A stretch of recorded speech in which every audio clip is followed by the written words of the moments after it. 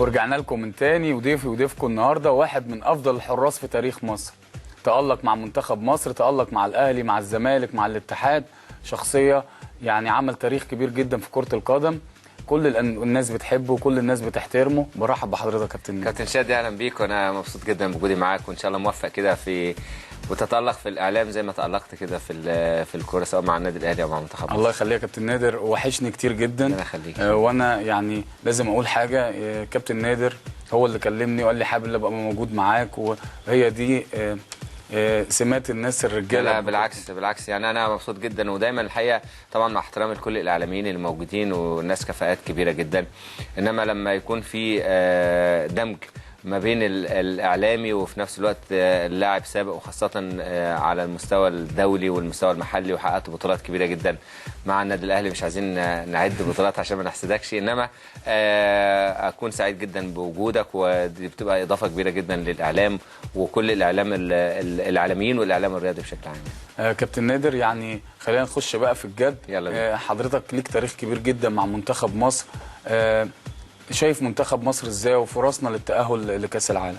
اولا انا يعني بحيي جدا بوب برادلي وبحيي اللاعبين، لان الاوضاع والاجواء بشكل عام في مصر طبعا النواحي السياسيه والناس مهمومه ببناء البلد، وان احنا عايزين نبني البلد زي ما كل الناس ضحت وعاشت وحلمت ان احنا نكون بلد احسن من اللي فاتت.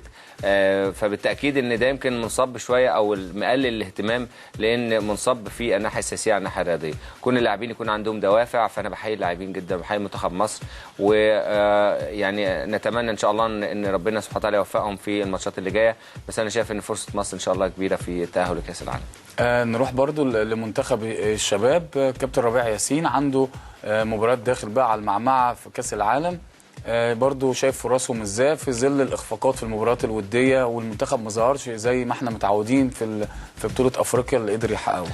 الحقيقه انا متفائل، يعني يمكن بالقياس طبعا هو مش بس دايما يعني تفائلوا بالخير تجدوه، يعني مش بالقياس ان دايما منتخب مصر او كتير من الاوقات منتخب مصر لما بيوصل كاس العالم للشباب، ويمكن صادف وقتها ايام كاس العالم في ايطاليا كنت وقتها في منتخب الشباب في كاس العالم في البرتغال. يعني وصول كاس العالم للشباب ان شاء الله يتم كمان بمنتخب مصر الاول. انا شايف ان منتخب الشباب ما يتحكمش عليه بالمباريات الوديه اللي لعبها حتى لو كان فيها خساره، لان دايما المباراه الوديه هي مباراه وديه، والمباراه الرسميه هي مباراه رسميه. المباراه الرسميه بيبقى ليها دوافع اكتر، بيبقى ليها اللاعبين بيبقوا متحمسين اكتر، بتبقى المسؤوليه اكبر. يعني انا واحد من اللاعبين وبتكلم على خبراتي السابقه ان كان من المستحيل ومن الصعب بالنسبه لي ان انا العب مباراه رسميه زي ما بلعب المباراه الوديه، حتى لو انا بحاول استعيد كل طاقتي وكل دوافعي ان انا يكون عندي الدوافع بتاعه المباراه الرسميه، انما بيبقى صعب جدا بالنسبه لي يعني. فانا شايف ان منتخب مصر في البطوله هيختلف تماما عن المباريات الوديه. شايف مين في منتخب الشباب يا كابتن نادر اللي يصلح يلبس تيشيرت منتخب مصر الاول؟ كلهم، يعني كل واحد بيمثل مصر، كل لاعب تحت مظلة مصر وبيلعب باسم مصر وهو مصري يصلح، وفي نفس الوقت كمان ان هو عنده الحق ان هو يلبس فانيلة المنتخب. بس كون ان انت يكون عندك الحق، فالحق ده محتاج ان انت تدفع مقابل ليه، مقابل انك انت تخلص وتجتهد، وفي نفس الوقت كمان انك انت تعرف ان انت متحمل مسؤولية كبيرة جدا.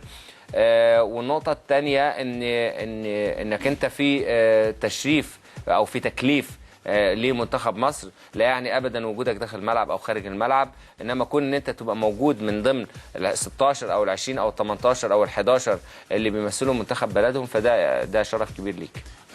طب ليه يا كابتن نادر ما بنشوفش؟ المفروض انت عارف كل افريقيا الناس بتبتدي تخرج في اوروبا من بدري. هنا عندنا مشكله، اي لعيب بيخرج بيبقى فيها صعوبه يا كابتن نادر، لان كل واحد مسؤول. يعني انت بتتكلم في نقطه شادي، نقطه مهمه، يعني لان انا عندي شركه، بس شركه تسويق واداره فيها جزء بسيط بالنسبه للاعبين، مش هي احنا ما بنشتغلش في بعض، في ناس بتشتغل في المجال ده، انما لما قلت خلاص يا جماعه احنا ممكن نشتغل او الموضوع ده يبقى شغل، اخدت عهد على نفسي ان انا ما يكونش الموضوع ما يكونش الانتقالات داخل مصر بس، للناس اللي بيشتغلوا معايا في الشركه. انما الانتقالات الاساسيه للاعبين الشباب الصغيرين 17 18 سنه نحاول ان احنا نلاقي لهم فرصه في اوروبا. ويمكن من خلال علاقاتي او لما كنت بلعب عندي علاقات كتيره جدا مع شركات ومع ايجنت في اوروبا، قدرنا ان احنا من خلال الموضوع ده ان احنا نتابع بعض اللاعبين او نتابع اللاعبين في منتخب مصر للشباب في بطوله افريقيا اللي فاتت، ومن اول مباراه او تاني مباراه، لان انت دايما بيفرق انك انت رايح تتفرج على لعيبه معينه او ان انت رايح تتفرج بشكل عام يعني. فعجبهم احمد رفعت واحمد سمير وقتها، و فقالوا لي احنا عايزين الاثنين لعيبه دول، فكان في بورتو البرتغالي. المهم قلت لهم خلاص ما فيش مشكله والله انا هتكلم. بورتو نادي كبير جدا بالظبط. بالظبط. فبورتو، فقلت لهم يا جماعه دلوقتي المشكله بقى في بعض المسؤولين ان هم عندهم تخوف في القرار يعني، وهي دي مشكله الكره في مصر، انك انت ما دام مش صاحب مصلحه، انا ما بقولش اني ما بكلمش فيها فساد، انما ما دام ان ما فيش مصلحه مباشره او ما فيش مسؤوليه مباشره عليك في ان اللاعب ده يمشي او ما يمشيش او يقعد او ما يقعدش، مش فارق معاك حاجه، فبالتالي انت تاخد القرار الاسهل بالنسبه لك، انت ماليش دعوه، انا عايز 20 مليون، انا طلبت فيه 20 مليون بس هم ما وافقوش، فبالتالي معلش انا هقطع كابتن نادر. طب يعني قول للساده المشاهدين، اللعيب بيبقى مميز جدا وعنده 18 أيوة. 19 سنه في افريقيا بيخرج بكام؟ سعره كام؟ شادي في لاعبين في البرازيل وفي افريقيا بيخرجوا ب 10000 دولار، وفي بعض اللاعبين بيخرجوا، انا مش بقلل من اللعيبه في مصر، بيروحوا بس فقط بالاقامه والتدريب والماتشات، وبعد سنه او سنتين يقيموا اللاعب ده يساوي 100 يساوي 200 يساوي 300 يساوي 400. وبعدين المشكله ان احنا بنقيم زي ما احنا عايزين نقيم، كل واحد في اللاعبين في العالم ليه حاجه اسمها القيمه السوقيه، الماركت فاليو بتاعه، القيمه التسويقيه بتاعته. يعني القيمه التسويقيه مثلا بتاعت احمد رفعت مثلا لاعب امبي 100000 يورو، لو انت بصيت على قيمه عملت سيرش على احمد رفعت هتلاقي القيمه التسويقيه 100000 يورو. مش دي المشكله، المشكله انت لما تيجي تتكلم مع حد زي مثلا المسؤولين في امبي، الحقيقه الداخليه كانوا اكتر مرونه يعني، كان الكابتن كان كابتن محمد مصر ومساعد الوزير بورتو برضه، الاثنين بورتو. فقال قلت هو المشكله شادي انك انت بتيجي تقول انا عايز اللاعب الفلاني، انا لما اجي اقول لك ان انا عايز اشتري منك حاجه بقول لك قيمتها كام، انما ما ينفعش تقول لي هتدفع فيها كام، ما ينفعش تتقلب الايه، لا قول لي انت هتدفع كام يا جماعه، قول ان شاء الله تقول 10 مليون، انا مش قضيتي، بس قول انت عايز تدفع كام في اللعيب، لان الناس بيسالوا كذا كذا كذا، يقول لك لا اقول انت عايز تدفع كام. فالمهم النادي لما قلت لهم يا جماعه عفوا يعني عشان الفكره مختلفه عن الفكره، انا ليه بحكي لك القصه دي؟ عشان انت سالتني ان ليه اللاعبين في مصر ما بيخرجوش، انت خدت بطوله افريقيا بطل افريقيا وما خرجش ولا لعيب معايا، في مشكله. في نقطه برضو النادي لازم يفهمها كابتن نادر، انت ممكن تحط في العقد لما هو باعه النادي تاني هتستفيد. عملنا كل ده شادي، يعني كل ده اتعمل، انا في الاخر اللي بيعنيني هو اللاعب، انا ما عنانيش في الاخر سواء بقى في مقابل مادي الشركه بتستفيد بيه او ما تستفيدش بيه، مش دي القضيه الاساسيه، بس لما نيجي ان وحتى لا يعنيني ابدا ان اللاعب ده متعاقد مع وكيل لاعبين او مش متعاقد، مش دي القضيه بالنسبه لي. يعني احمد رفعت متعاقد مع وكيل لاعبين، مفيش مشكله يا ابني، خلاص وكيل اللاعبين عايز ياخد هو ليه حق معين مادي ياخده، مفيش مشكله، بس المهم النادي عايز كام.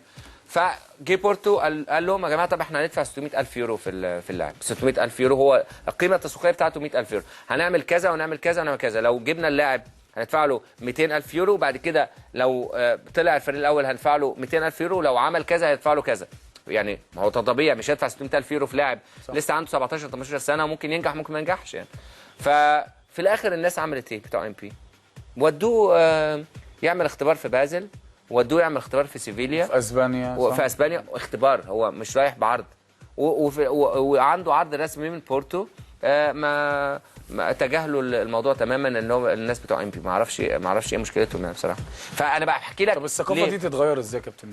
تتغير ان يكون الناس المسؤولين عن الانديه ناس مسؤوله يعنيها الامر. يعني ايه يعني الامر؟ يعني ما ينفعش مع كل احترام لقيمتهم المسؤولين مثلا في ام بي، رئيس مجلس اداره واعضاء مجلس اداره، هم ناس اساسا مسؤولين في الشركه، يعني هو عاملين الموضوع ده اصلا زياده عن او عايز اقول لك ايه كمان تعب بالنسبه لهم، يعني هم يعني فلا يبقى ناس متفرغه وناس عارفه كويس قوي ده، وانا ما بقللش من قيمتهم او حجمهم يعني. وانا بقول الكلام ده دايما، ان ممكن تكون انت فاهم في الهندسه جدا بس مش فاهم في الكوره، مش فاهم في بيزنس الكوره، مش فاهم ازاي انك انت تطور وتعمل وتبيع وتشتري وتدخل دخل النادي. اللي حضرتك بتقوله ده بدايات اللي الكوره تبقى صناعه. ايوه، طب ما طبعا الكوره صناعه يعني انت دلوقتي بتعاني وبتقول ان احنا بنصرف 20 30 مليون في الانديه، وخاصه الانديه اللي المفروض تابعه للشركات، واحنا ما بيدخلناش عائد. طب انت بيدخل لك عائد دلوقتي، ما انت لازم تتحاسب ان لو في عائد داخل لك وانت رفضته يبقى لازم تتحاسب عليه.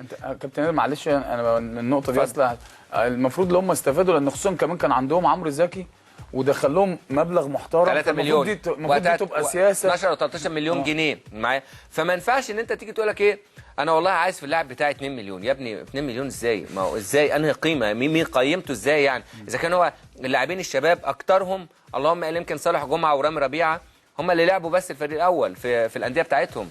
والله فهي دي مشكله. من على لساني الكلام دوت. احمد رفعت ما شفناهوش بيلعب ماتشات مع الفريق الاول، وصالح جمعه ما شفناهوش بيلعب، وصالح جمعه نفس الموضوع. طب انت باستثناء احمد سمير بيلعب، باستثناء احمد سمير، والحقيقه كانت الناس متفاهمين جدا مع في الداخليه.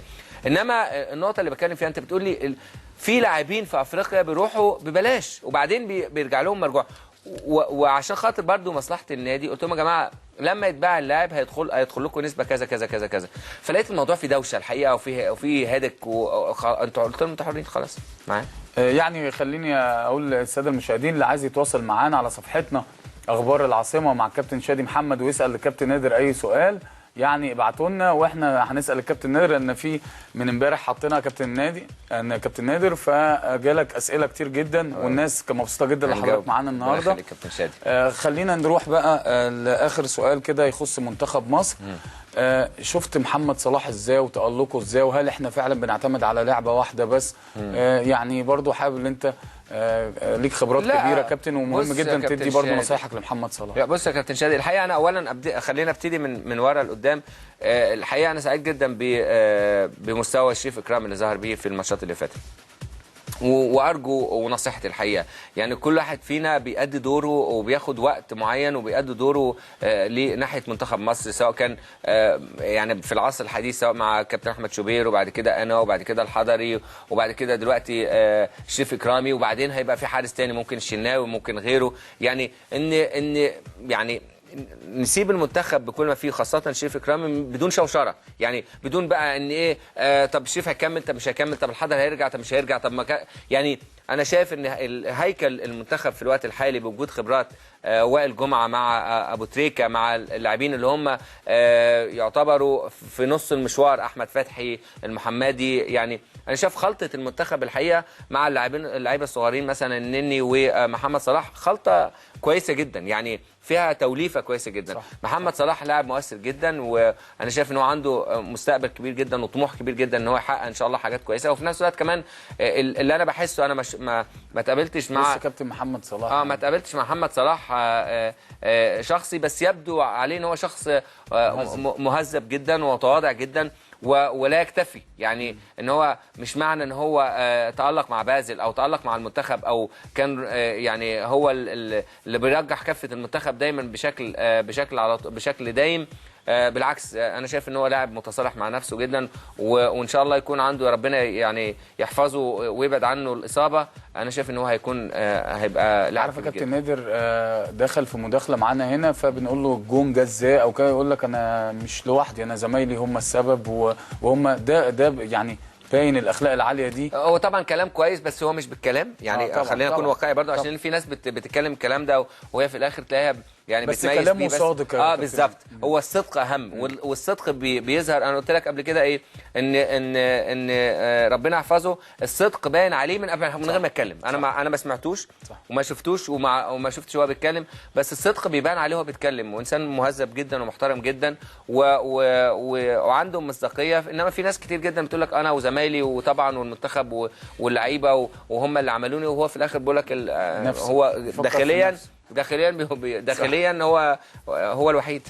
يعني خلينا نطلع فاصل سريع ونرجع نكمل حوارنا الممتع مع الكابتن نادر السيد.